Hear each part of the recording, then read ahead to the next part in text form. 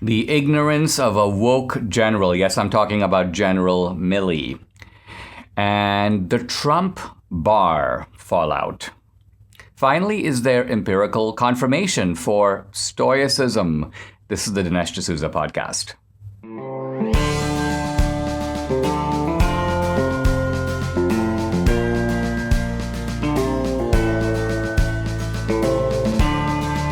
America needs this voice. The times are crazy. In a time of confusion, division, and lies, we need a brave voice of reason, understanding, and truth. This is the Dinesh D'Souza podcast. I'm experiencing some brown rage against General Mark Milley. This is the chairman of the Joint Chiefs of Staff. Of course, it's not rage against him per se. It's rage against this project being led by him and others, including the Defense Secretary Austin, to kind of remake the military, to make the military woke, to remove from the military people that are seen to have, quote, extremist views. And recently, General Milley was paraded before Congress to make his case for why he is leading this effort. Listen. And I want to understand white rage, and I'm white, and I want to understand it. So what is it that caused thousands of people to assault this building and try to overturn the Constitution of the United States of America? What caused that? I want to find that out. I want to maintain an open mind here, and I do want to analyze it. It's important that we understand that because our soldiers, sailors, airmen, Marines, and Guardians, they come from the American people. So it is important that the leaders, now and in the future, do understand it. I've read Mao Zedong. I've read Karl Marx. I've read Lenin. That doesn't make me a communist. So what is wrong with understanding, having some situational understanding about the country for which we are here to defend? And I personally find it offensive that we are accusing the United States military, our general officers, our commissioned, non-commissioned officers, of being, quote, woke or something else because we're studying some theories that are out there. That was started at Harvard Law School years ago, and it proposed that there were laws in the United States, antebellum laws prior to the Civil War, that led to a power differential with African Americans that were 3/4 of a human being when this country was formed. No, I wanted to play kind of a longish segment here because I wanted you to get the full flavor of this guy. And on the surface, it's, a voice of authority and reasonableness. A guy, his whole chest plastered with medals. He's got the uniform on. What's wrong with understanding this? And I want to understand that myself. You kind of have to, first of all, demystify the uniform. By the way, we see this uniform tactic also with the health community. You notice that Fauci, whenever he shows up, is always wearing his lab coat. So the idea here is, don't question me. I am literally an apostle of science. And similarly, this guy here is, I am a decorated general, and so I'm speaking with moral authority. It's only when you listen to what the guy says that you realize what rank nonsense he's speaking. White rage, I really want to understand it. I'm white. So first of all, he's distancing himself. I'm white, but I'm obviously one of those superior people. I don't experience white rage, but we got to understand the white rage that led to the attempted overthrow of the Constitution. Wait. January 6th had nothing to do with white rage. It had nothing to do with overthrowing the Constitution. You had a bunch of people who were frustrated, exasperated, and couldn't believe that there was no audit of the election count, went to Washington to demand an accurate count. That's what that was about. So first of all, this guy is so far off base in understanding an event that we all are in a common position to observe. Can you imagine what kind of military intelligence he develops about countries far away that are far more difficult to understand? Then he turns to history. And by the way, this guy is a graduate of Princeton. He's got a good education. And he goes, at the founding of the country, there was the 3/4 clause that declared, African Americans to be worth only 3/4 of a human being. First of all, you dummy, it's not the 3/4 clause, it's the 3/5 clause. Every educated person knows this. Did you really go to Princeton, General Milley? Fess up, I don't believe you did.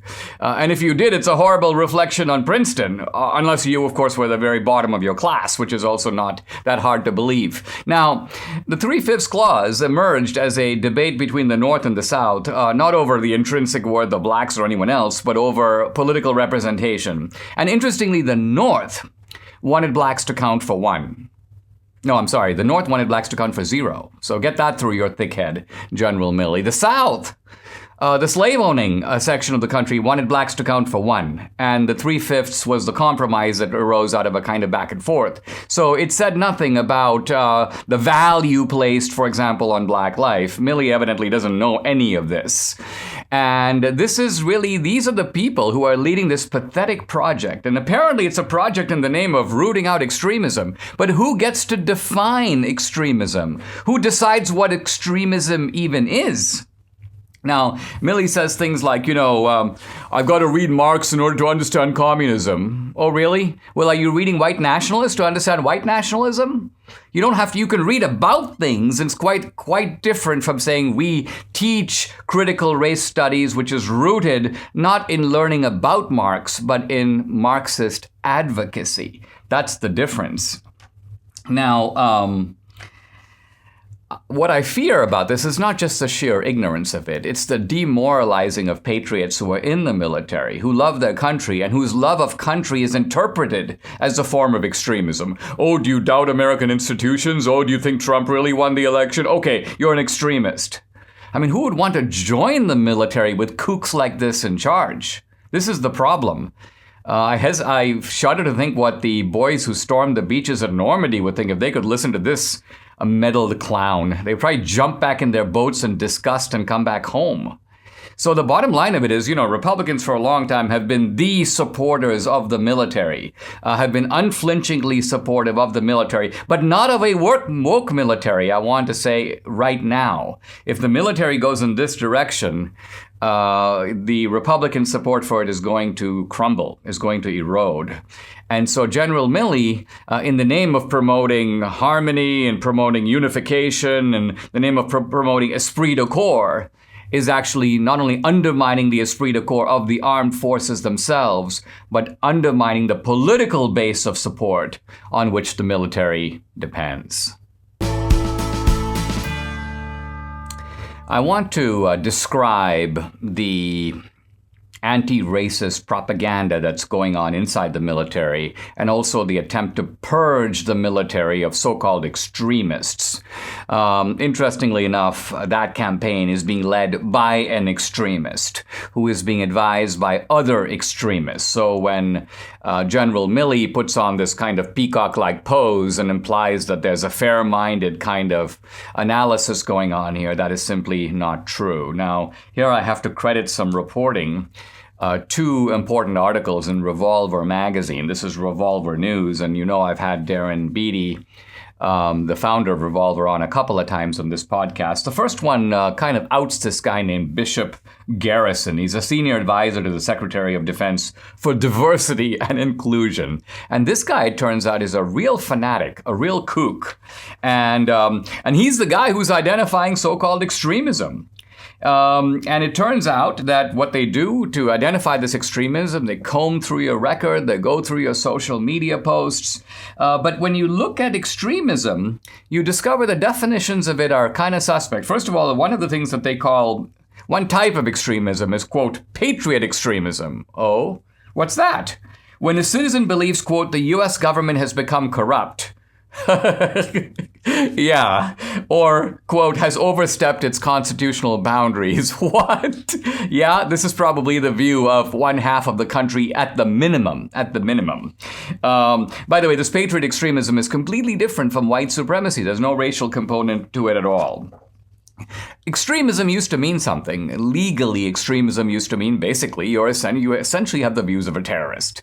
You want to do extra legal or non-legal violence against the country. That was an extremist. Now you have this kind of one-sided definition in which left-wing extremism is completely excluded, and things that are not extreme, things that are actually quite mainstream, are classified as extreme because they're coming from the direction of the right. This guy, Bishop Garrison, is a huge admirer of the 1619 Project. Revolver magazine knows this because they did exactly to him what he's doing to the soldiers. They went through his tweets. And it turns out this guy is basically a guy who thinks Trump's border wall is racist, deportation of illegals is racist, DACA criticism is racist, questioning transgenders is racist, and so on.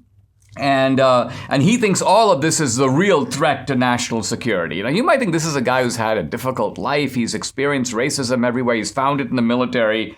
So he's being interviewed here, and in an interview, this is from August 2020, with Bishop Garrison, and they ask him, they say, have you experienced racism in the military? And basically he goes, no.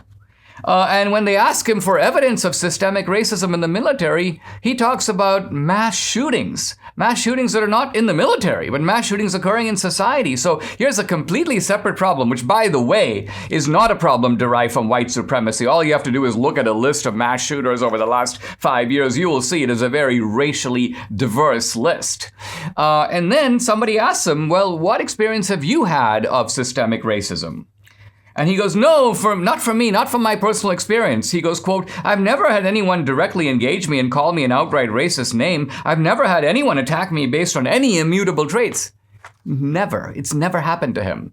So here you've got a guy who is theorizing about a racism he's never experienced, he can't document, and the best example that he can give for is mass shootings. Now, what's kind of insidious, and I'm turning now to a second Revolver article, is how this kind of process of purging people from the military works. And it turns out that this guy Garrison, who I've been talking about, has a sidekick. The sidekick's name is Christopher Goldsmith. And this guy is even more far left than Garrison. In fact, in one of his social media posts, he says, quote, I am Antifa. There's an Antifa guy who is advising the military. This guy set up, by the way, an independent corporation. It's called Sparverius LLC. What is it? He says, I'm a veteran, and what I'm going to do is I'm going to search through the records of people in the military, locate extremism, and alert the military. So he's outside the military, supposedly advising the military on outing extremism. He's supposed to be some kind of an expert. He's often profiled in the media.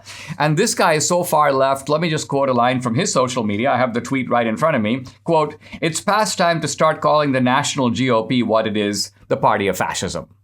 So he thinks that the GOP is basically the party of fascism, and he's treating people sympathetic to the GOP as if these are basically partisans of fascism, or let's just call them partisans of Hitler. So this is the underlying psychology with which they are approaching the military. Now, this is one thing if you do this in the Department of Black Studies, at Purdue University. It's a whole different thing when you're dealing with the military, which is an institution that relies upon people who rely on each other. And you put in all this poisonous rhetoric, and you convince soldiers that their views, patriotic views in defense of America, conservative views, let's just say MAGA views, are going to get them targeted, identified, rooted out of the military, demoted. And so this horrible enterprise, which is poisoning our society, is now poisoning our military. And it's not just rhetoric at the top level from Milley. It's the poison is seeping all the way down. And this is, to me, a very disturbing development, because it really means that the left is corrupting this institution. By the way, the military is typically corrupted in all socialist countries. It's corrupt because at the end, what the socialists want to do is use the military as their own weapon against their own citizens. We're not there yet, but I'm afraid we are moving inexorably in that terrifying direction. Guys, we are in the very last week of the Dinesh MyPillow promo, which is to say free books, signed books, and movies if you spend $250 or $500 or $1,000 on MyPillow products. And there's a cornucopia, plethora, bunch of great products that you can choose from. I want to talk now about Mike Lindell's Giza Dream Sheets. Now, as you know, my friend Mike has a passion to help everyone get the best sleep of your life. Now, he didn't stop by simply creating the best pillow. He's also created the new Giza Dream Bed Sheets. Now, these look and feel great, which means an even better night's sleep for me, which, by the way, is crucial for my busy schedule. Mike found the world's best cotton called Giza. It's ultra soft and breathable, but extremely durable. Mike's Giza sheets come with a 60-day money-back guarantee and a 10-year warranty. The first night you sleep on the Giza sheets, you're not going to want to sleep on anything else. Giza Dream Sheets come in a variety of sizes and colors. Mike is making a special offer for my listeners. You will receive 2 for 1, low price, plus free shipping. Go to MyPillow.com and use promo code Dinesh. There you'll find not only this amazing offer, but deep discounts on all the MyPillow products, the MyPillow mattress topper, the MyPillow towel sets, and so much more. Call 1-800-876-0227 and use promo code Dinesh. Or just go to MyPillow.com, but to get the discounts and to get the free books and movies, make sure you use the promo code DINESH, Dinesh. I want to talk in this segment about the fallout between Trump and Bill Barr. But before I do, Trump had a highly successful rally in Ohio in which he gave a kind of telling litany of all these different cases in which he was lambasted, but in retrospect, he turned out to be right. Listen. They lied about so many things before the election, and it's not only what they said, it's also what they didn't say. Like Hunter. Remember, where's Hunter? Where's Hunter? The virus came from a Chinese lab. Hydroxychloroquine actually works. Remember? I made a mistake on hydroxy. I should have said, hydroxychloroquine is a disaster. Please do not use it, they would have said. Instead, I said it works. And now reports are coming out that it works. They probably destroyed a lot of lives. Hunter Biden's laptop was real. That was an easy one, wasn't it? Lafayette Square was not cleared for a photo op. It wasn't. So, Trump has to give himself credit. Why? Because no one else gives it to him. So the media is certainly not going to.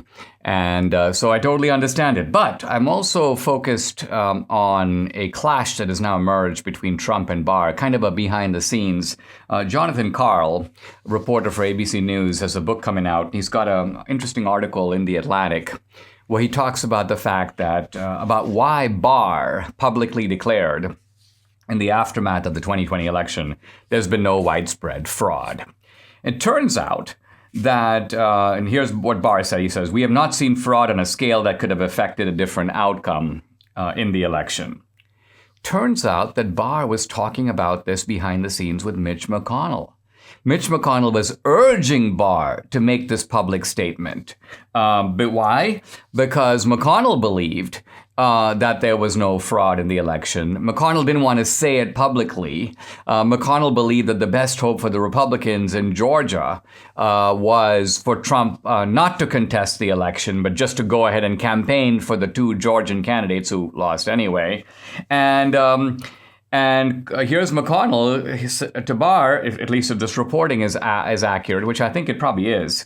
McConnell goes, Bill, I look around and you're the only person who can do it, meaning you're the only person who can publicly correct Trump. Now, for these people to be so confident that there wasn't widespread fraud, you would think that there would be some Justice Department investigation of fraud that came to the conclusion, guys, no fraud. But here's this telling line from the Atlantic article, quote, the Department of Justice ended up conducting no formal investigations of voter fraud. They didn't look into it. How then was Barr so sure that there wasn't fraud? It turns out he didn't think that there was fraud from the beginning. He expected Trump to lose. Quote, Barr told me, this is Jonathan Karl writing, that he had already concluded it was highly unlikely that evidence existed that would tip the scales in the election. He had expected Trump to lose and was therefore not surprised by the outcome. So it looks like Barr made sort of this prejudgment. Now, Barr goes on to talk about things like, he says, he doesn't see how the machines could be a problem. He goes, quote, it's a counting machine. There had been no discrepancy reported anywhere, and I'm still not aware of any discrepancy. So this is a case where again, you have this familiar, I'm not aware of any. Well, wait a minute. You're the head of the Department of Justice. Shouldn't you be looking into it? To just sit back in your chair and say, for me sitting here in my armchair twiddling my thumbs, no evidence of fraud has come marching in front of me. Go look for it. That's the point about it. Make sure that there wasn't any. This is the very disturbing thing about this. And then apparently Trump and Barr sat down, and Trump, of course, was very disappointed after Barr made this public statement, and he asked Barr a whole bunch of questions. How come he didn't prosecute Hunter? This is Trump. If that had been one of my kids, they'd be all over him. Certainly true. Why hasn't Barr released John Durham's report? What has Durham even found? Dead silence from Barr. Now, at the end of the day, I think you got to realize that Barr turned out to be marginally better, perhaps, than Sessions, but only marginally. And the question I have at the end of the day is, why did Trump appoint these guys? Did Trump believe rightly that Sessions would be good? I know I did at the outset, so I was sideswiped by Sessions. But it is the job of the CEO to appoint people who are going to be effective in carrying out your policies. Trump never controlled his own Justice Department. He should have fired Christopher Wray at the FBI. If Barr wasn't doing his job, he should have fired him at the beginning. Now, Trump has issued a kind of lashing out statement now. It's people in authority like Bill Barr that allow the crazed radical left to succeed. This is Trump in a rather amusing mode. He came in with a semi-bang, and went out with a whimper. Bill Barr was a disappointment in every sense of the word. He helped facilitate the cover-up of the crime of the century and so on. But again, the buck stops with the president. And I think this is an area in which Trump's either the fact that he was taken in, or he didn't realize what he was getting, or somehow he never controlled his Justice Department. And that probably, in retrospect, will turn out to have been the most damaging failure, which ultimately came back to bite him in ways that he surely now realizes. I want to talk to you about a company called Fast Growing Trees. We lost a lot of our trees during the Texas winter storm, and we're really looking forward to receiving some trees from Fast Growing Trees. Skip the big box stores and head to fastgrowingtrees.com, the world's largest online nursery. Now, no more waiting in lines, messy cars, and digging through a lackluster selection. Just go to fastgrowingtrees.com and choose from thousands of varieties of trees, shrubs, and plants expertly curated to thrive in your area and delivered to your door in 1 or 2 days. Whether you're looking for shade, privacy, fruit trees, or just added color for your yard, every plant is shipped with a well-developed root system ready to explode with new growth. There's a better way to buy trees and shrubs, plants for your home and yard, fastgrowingtrees.com. Planting season is here. Join over 1 million satisfied gardeners at fastgrowingtrees.com. Plus, the 30-day Alive and Thrive guarantee means your plants will arrive happy, healthy, and ready for planting. Now through July 31st, go to fastgrowingtrees.com/Dinesh for 15% off. That's 15% off at fastgrowingtrees.com/Dinesh. fastgrowingtrees.com/Dinesh. Guys, I'm really happy to welcome Pastor Greg Locke to the podcast. He is the pastor of Global Vision Bible Church in Mount Juliet, Tennessee, right near Nashville, and he's been very engaged in a lot of the issues that are now roiling our culture. Greg, if I can call you that, thanks for coming on. I really appreciate it. Thanks for having me. Let me start by asking you, I've been following this kind of inner turmoil at the Southern Baptist Conference and the direction of the SBC. And I remember one of the top officials was quoted in saying in one of these articles, and he was speaking for the Southern Baptist Convention. He said, "We're not here to save America. We're here to save souls for Christ." So he's drawing an apparent distinction between political activism and getting involved in trying to kind of fix America, I think, politically or culturally. He seems to be saying that global evangelism should be a pastor's chief mission. I thought I'd begin by asking you to sort of comment or reflect on that sentiment. What, if anything, is wrong with it? Well, I think the biggest thing wrong with it is, you take John the Baptist. Here's a guy that got his head cut off for equally preaching the gospel and calling out corrupt politics. He said something to the king and he got his head cut off. And I think the problem is we think, well, pastors should only preach the gospel and evangelize. Well, here's what we have to understand. If we don't call out corrupt politics, we're not going to have a platform from which to preach Jesus or to evangelize. And so the Southern Baptist Convention has been going down that leftist route for a very, very long time. And the proof's in the pudding because they just, inaugurated and brought in the most leftist liberal president that they've ever seen. So I don't think it's going to get any better anytime soon. Let's go to the root of the matter when you talk about the job of the pastor and presumably of Christians in general to engage with corrupt politics. By corrupt politics here, do you mean politics that flouts the moral rules of Christianity, or are you speaking about corruption in a wider sense?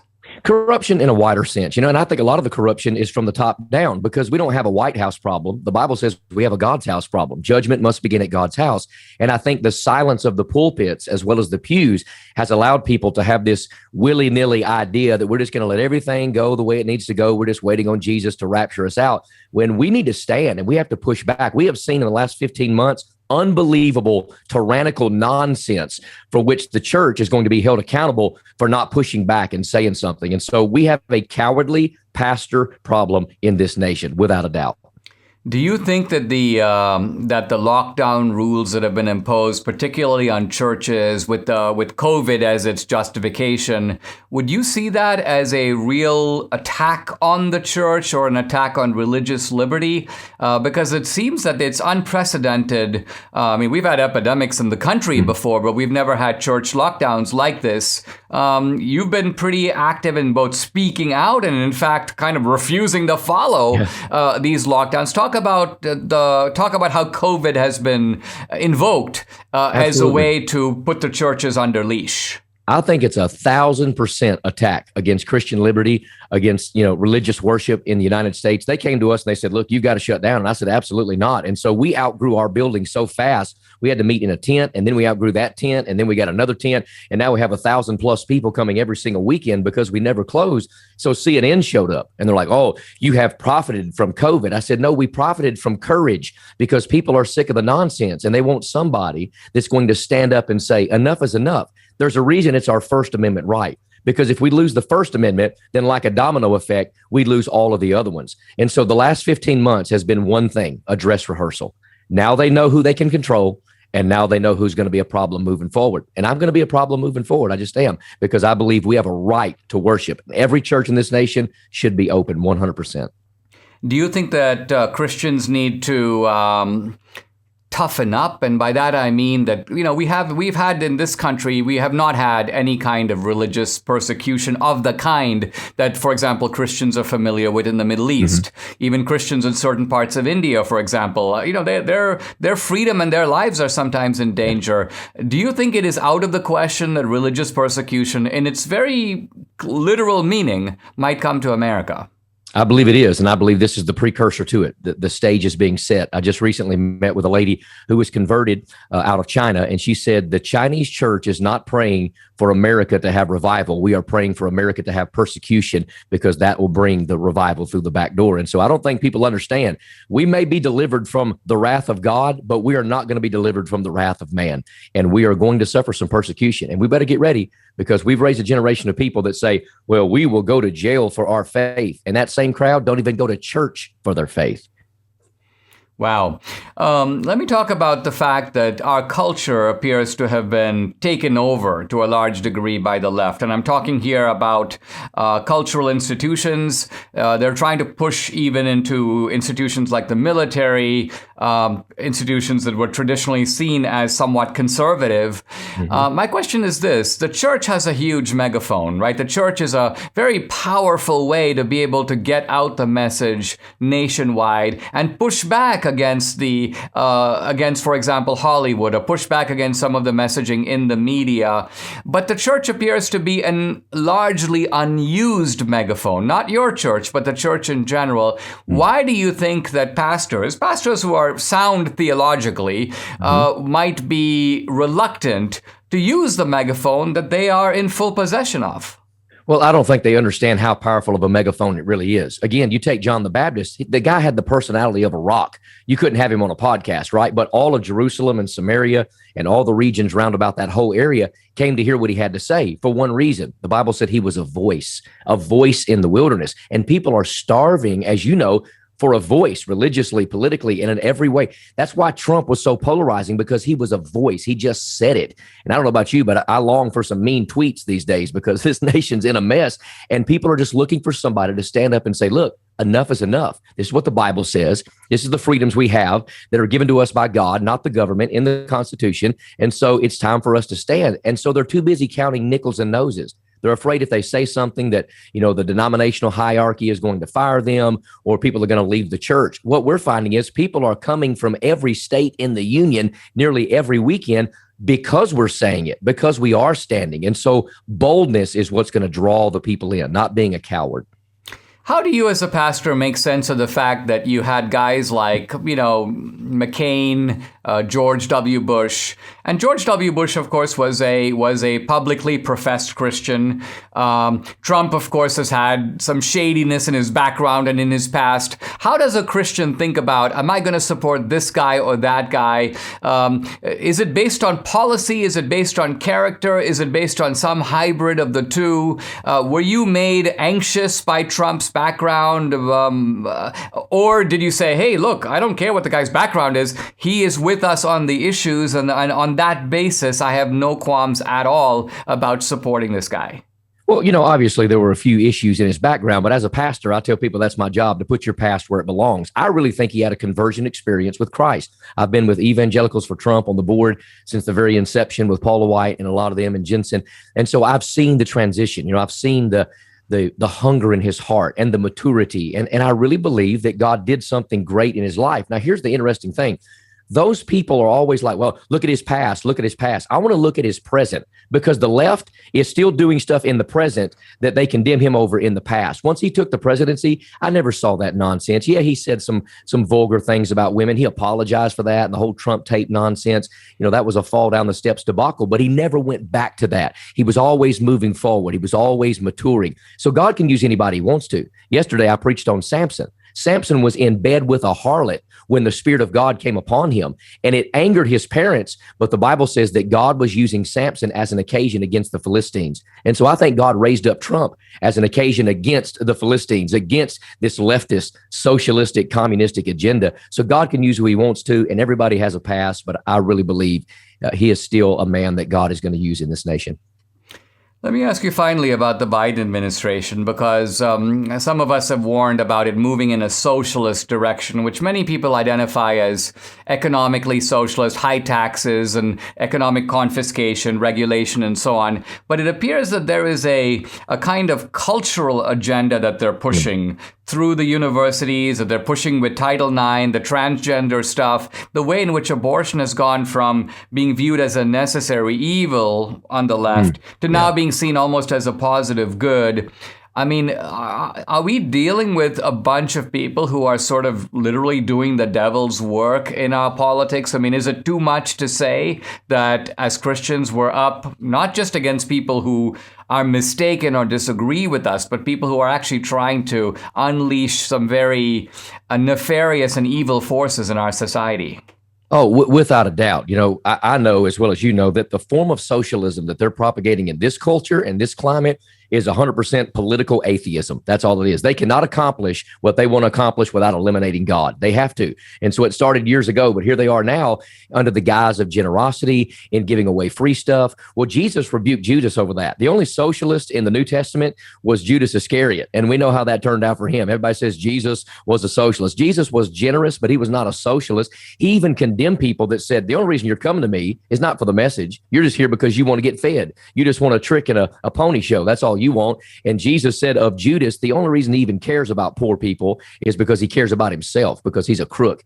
And the Democrats, the left, care about themselves. And so they want to give away free stuff so they can make the rich richer and the poor poorer. And so they can get the people to have their God to be government. And so we're dealing with full-blown political atheism. The Biden administration, which I'm 1,000% convinced is fraudulent, has nothing to do with God whatsoever. They do not want any Bible, any Jesus, any Constitution. It's a free-for-all for them. And people need to wise up, because this generation has gone buck wild psychotic in believing all this socialistic nonsense. Somebody's paying for it. Somebody's paying for it. Pastor Locke, I want to thank you very much for coming on the podcast. I really appreciate it. Look forward to having you back again sometime. Yes, sir. Thank you so much. If inflation is the problem, gold is the solution. Now, in May, the U.S. inflation rate, 5%, the highest in 13 years, and you're seeing it all around you.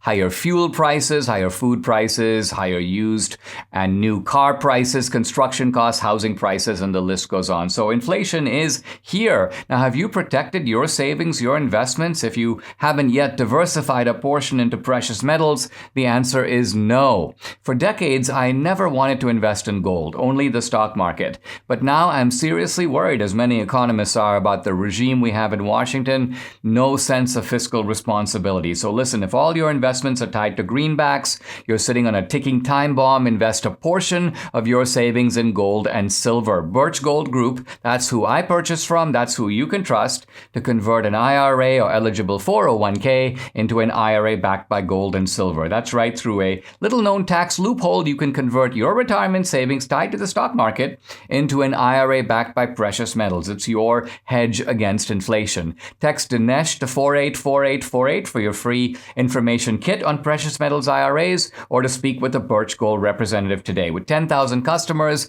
an A+ rating with the Better Business Bureau, and countless 5-star reviews, Birch Gold can help you too. Text Dinesh to 484848 and invest in gold like I did before it's too late. The American people these days have a very low level of trust in the mainstream media. And I argue that that level should go even lower. In other words, the media has earned our contempt, distrust, and disbelief. Now, there's a survey out. It's conducted by Reuters. It's an international survey about different levels of trust in the media, the mainstream media, in different countries. Out of 46 countries, the U.S. comes in dead last. The media is trusted the least. Survey with 92,000 respondents, only 29% of Americans say that they can trust most news most of the time. And Finland has, by the way, the highest level of trust in the media, 65%. This survey, very, very telling. And what I find interesting is that people don't just consider the press to be biased, getting it wrong through honest mistakes.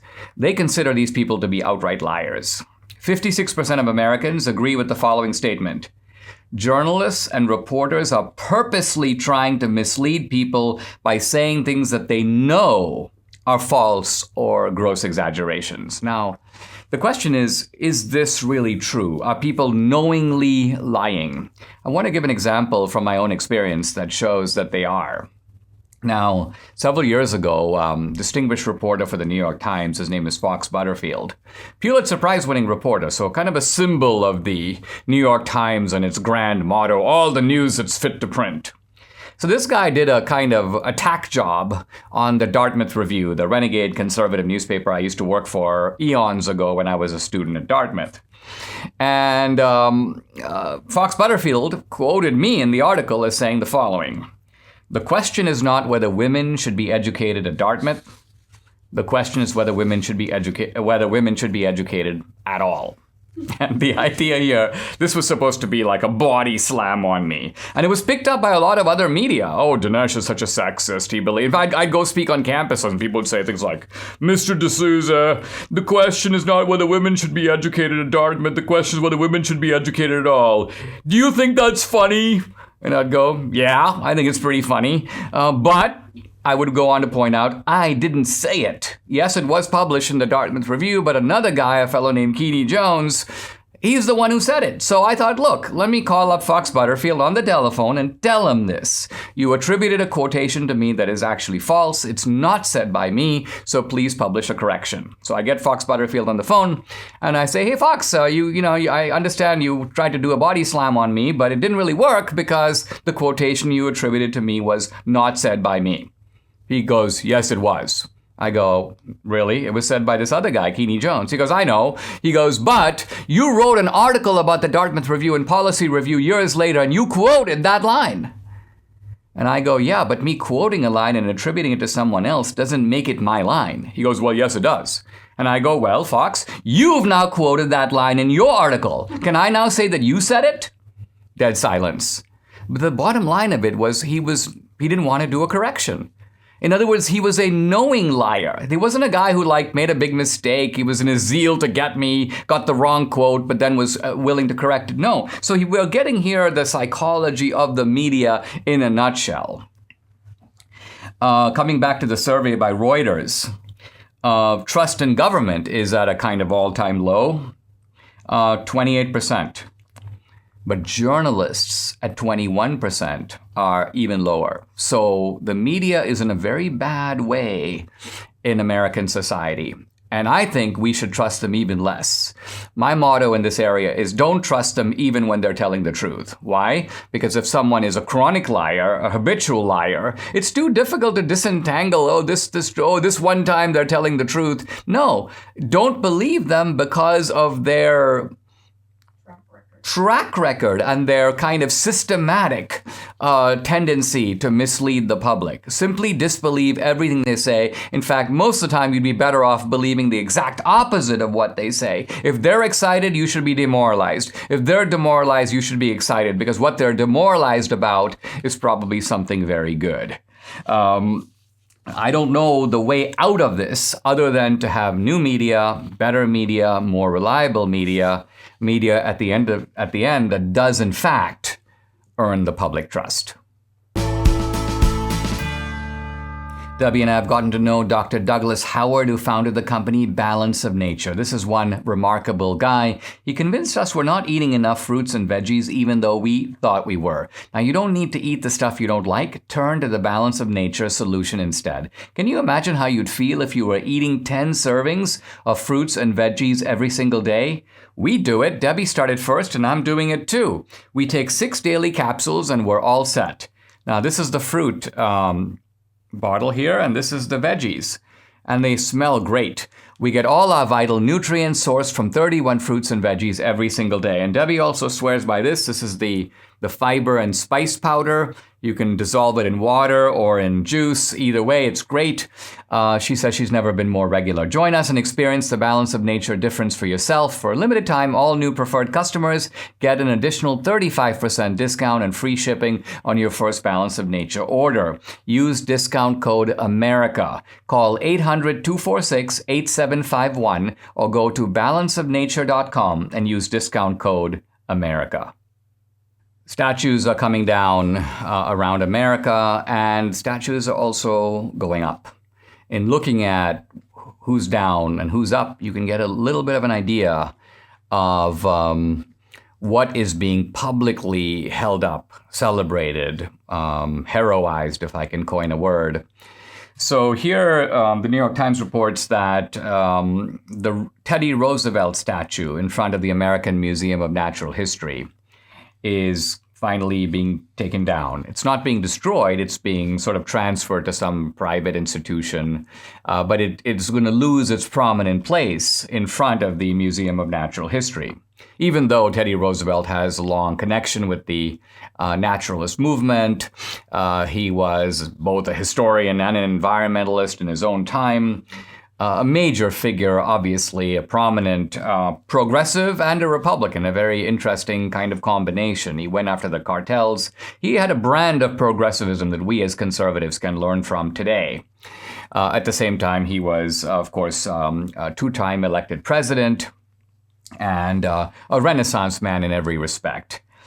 There's a great book by Edmund Morris, a guy who wrote an unfortunate Reagan biography, but wrote a very good biography of Teddy Roosevelt called The Rise of Theodore Roosevelt, which talks about this sort of adventurous, erudite. This is a guy who would have like Japanese sumo wrestlers in the Oval Office and wrestle them to the ground. And another time he'd have scholars of ancient history and he would discuss with them all kinds of stuff. So this is really an amazing man.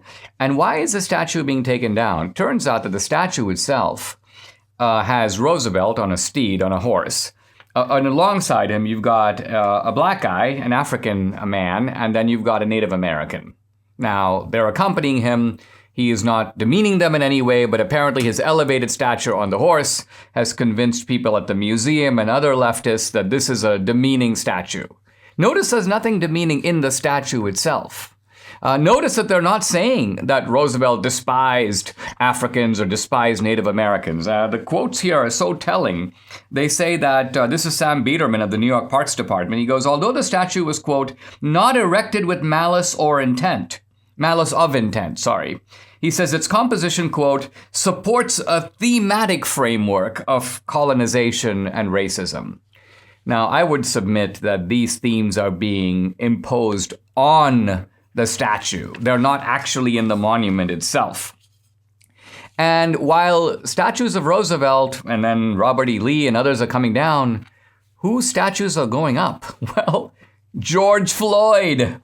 So this really gives you the idea of the difference between a Republican and a Democrat. Republicans admire people who did things, people like Frederick Douglass, the runaway slave who became a great abolitionist leader, a U.S. diplomat to Haiti, and people like Teddy Roosevelt, who accomplished a great deal. But what has George Floyd accomplished? Let's think about it. Home invader? I mean, I don't think that's on his resume, but it probably should be. Regular drug addict whose body was riddled with fentanyl. Forged check passer. That's really why the cops were called in the first place. So here's a guy who's no role model, no hero. No one should aspire to be like George Floyd. Probably the only thing that happened to George Floyd was not due to him. It was due to someone else. So George Floyd was a victim. He was unjustly treated. But in what respect does that make him someone to build a monument to? This is the difference between Republicans and Democrats. For Democrats, your achievement is victim status. You achieve something basically by getting someone to put a knee on your neck.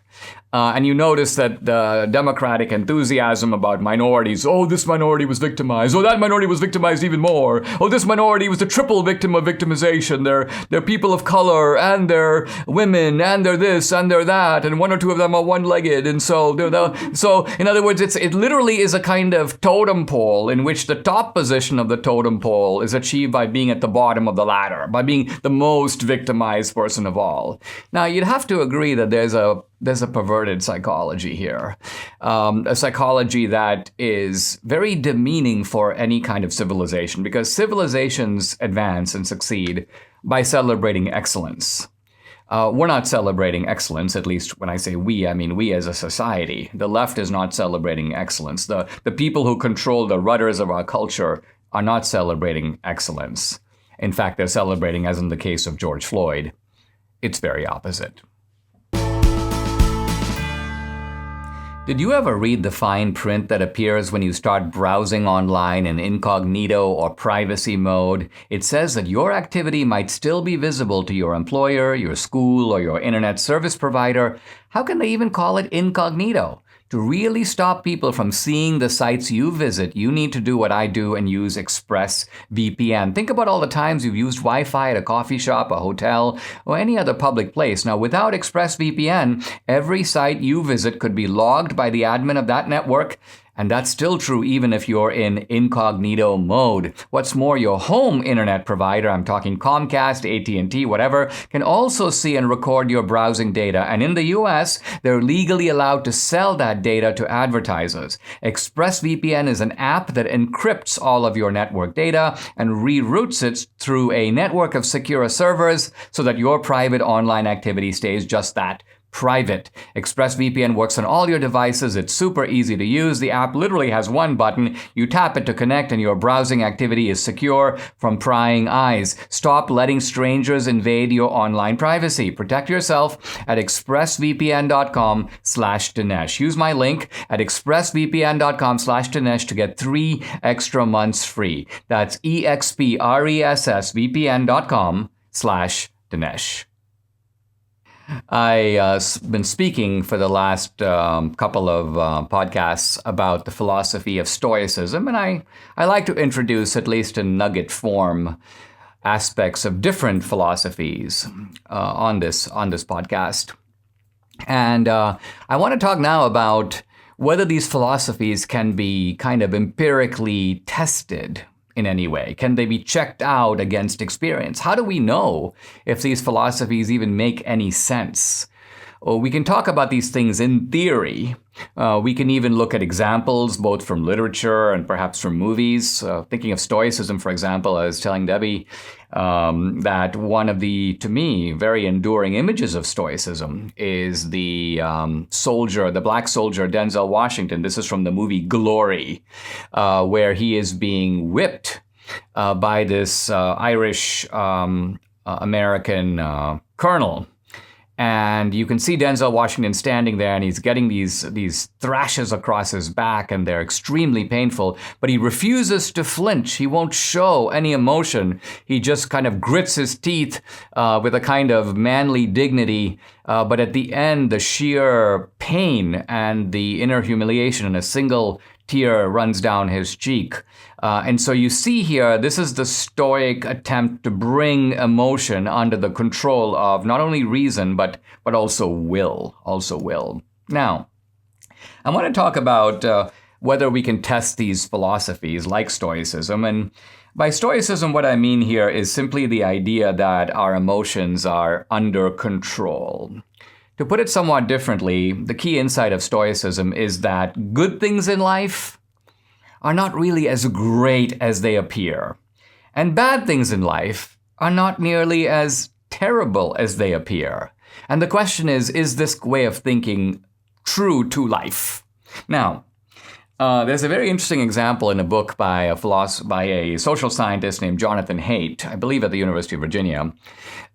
His book is called The Happiness Hypothesis, and he asks this question. He goes, if I give you 10 seconds to name the best and the worst things that could possibly happen to you, what would you say? And he goes, for a lot of people, the answers would go like this. The best thing that could happen to me is if I win the lottery. I hit the jackpot, Powerball.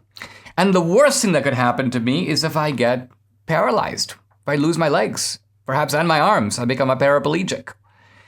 And Jonathan Haidt goes on to say that, we think, and this is common sense, that winning the lottery would give you unimagined freedom. You would have a totally different life than you have now. Your happiness would know no bounds. And conversely, if you lost your legs or your arms, you'd have to give up all your aspirations. You'd suddenly become dependent on other people. Your life would be so miserable that maybe even death would be preferable. Now, interestingly, Haidt goes on to cite a whole bunch of studies that show that look at lottery people and look at their lives and measure their level of happiness after they win the lottery. The most famous of these studies was done by a guy named Philip Brickman. It's called the Brickman study. And it shows amazingly that lottery winners, when they first win, their level of happiness surges. It goes up a lot. But once you come back to them a few weeks and a few months later, their happiness has dropped back to where it was before. It might be slightly higher than it was before, but not by much. Now, this may seem really odd, but it's not that odd. The reason is that at first you're excited by the idea that you suddenly feel your life has changed, but pretty soon the novelty of that begins to dissipate. Your new comforts, that you bought a new house, you bought a new car, become taken for granted. New problems arise. Wealth now draws all kinds of opportunistic strangers and long-lost relatives. Family members begin to squabble about issues of money. You have to deal with taxation and inheritance laws and litigation. So suddenly the lottery winner who had a relatively carefree life before now begins to think his life is like full of hassles. And not only that, nobody sympathizes with him. They go, what are you complaining about? You won the lottery. So you don't even get the kind of empathy that you would normally get from others. Now, let's turn to the quadriplegic, because to me, this is even more interesting. Because there are same level of studies that look at quadriplegics, people whose lives were changed by some terrible accident. And again, incredibly, although their level of happiness plummets initially, once you catch up with them a little bit later, it's pretty much the same as it was before. It might be slightly less, but only slightly. Now, why is that? The reason for that is because initially you're focused entirely on your disability. Oh my gosh, I lost my legs. Life isn't worth living and so on. But after a while, you begin to accommodate.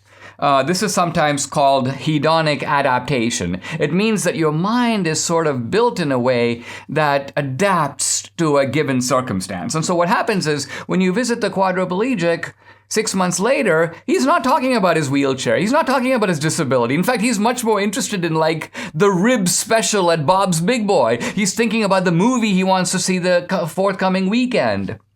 There's an amazing study cited by the psychologist David Myers in his book called The Pursuit of Happiness. It's a comparative study that looks at the level of happiness between people who have sight and people who are blind who had sight before.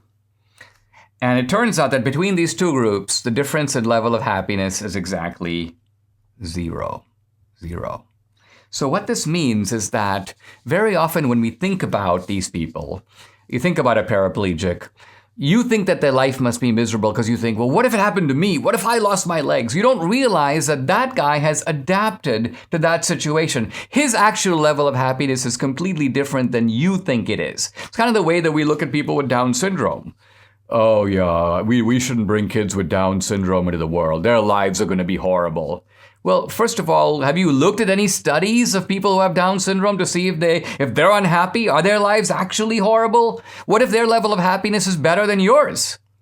So again, people think, well, I wouldn't want to have Down syndrome. This is a false projection that people do in which they take their immediate reaction to something and they superimpose it to other people who actually experience it completely differently. So what I'm getting at is that these studies, the lottery studies and the quadriplegic studies are a stunning vindication, it seems to me, of the Stoic philosophy. What basically the Stoic philosophy does is it takes the long-term perspective, which is the perspective you're going to end up with anyway, and it imports it to the front. So it tells you that the reason to have mental control over your emotions and even over your circumstances is not just because you are suppressing the unhappiness that you feel, but rather that you are recognizing in advance that these good things will over time move toward a kind of equilibrium. And so will the bad things. And for this reason, the calmness, the serenity, and the self-control offered by the Stoic philosophy, this theoretical philosophy, has some important empirical or practical vindication. Want to do something about court packing? There is something you can do. Now, court packing is the tool of left-wing authoritarians. Hugo Chavez packed Venezuela's Supreme Court with his socialist cronies and paved the way for his tyrannical regime. Now, Joe Biden and America's socialist radicals want to pack our Supreme Court with 4 new leftist justices. Now, court packing isn't some scheme to improve the courts. It's basically a coup to take away your constitutional freedoms and turn America into a socialist country. Now, Now, this is why the First Liberty Institute, the largest legal organization in the nation dedicated to defending religious liberty in America, is doing something about this. First Liberty recently launched SupremeCoop.com to serve as a one-stop shop in the fight against court packing and help patriots like you learn the truth about what's happening in our courts. More importantly, there's a big take action button that you can click to do your part to stop the Supreme Court coup. If you want to defend our God-given freedoms and stop the left's court-packing scheme, head over to SupremeCoop.com/Dinesh. That's SupremeCoup.com/Dinesh. It's time now for our mailbox. By the way, guys, if you want to send questions, audio or video, preferably, send it to questiondinesh@gmail.com. questiondinesh@gmail.com. Let's go to today's question. Listen. Hello, Dinesh. My name is Eva Maria, and I'm from Slovenia. Thank you for taking my question. I really enjoy your podcast. So I would like to start with a joke about this guy who was shoveling dirt. Now, another one passes by and is curious about what is going on. Well, the first one says, I am burying my horse. Oh, what happened? Well, you see, I was trying to teach my horse not to eat, and the animal dropped dead right as we were on the verge of success. So no matter what method or what approach I would use, every time the horse breaks. And I don't know how many more horses I can afford to lose. So, wouldn't you say that common sense tells you that if socialism was tried many times before, and every time it broke the horse, that you should stop trying socialism altogether? Now, this is something that we learned the hard way in former Yugoslavia when our horse dropped dead. And then everybody started kicking and picking on the carcass. So don't be fooled by the rhetoric of these socialists, because in the end, they kill the horse. Thank you. Well, that is a beautiful statement, almost not even a question. And what it appeals to is the verdict of experience. Socialism hasn't been tried once or twice. It's been tried something like 25 times. And it's been tried across the globe, including not just small countries, but huge countries like China and Russia. And it has produced a not only scarcity and suffering, but literally a mountain of corpses. So then the question becomes, why would people who know that still push socialism? And I think the answer is that although socialism is always bad for a society, it is not always bad for the people who run that society. In other words, it's not bad for the ruling class.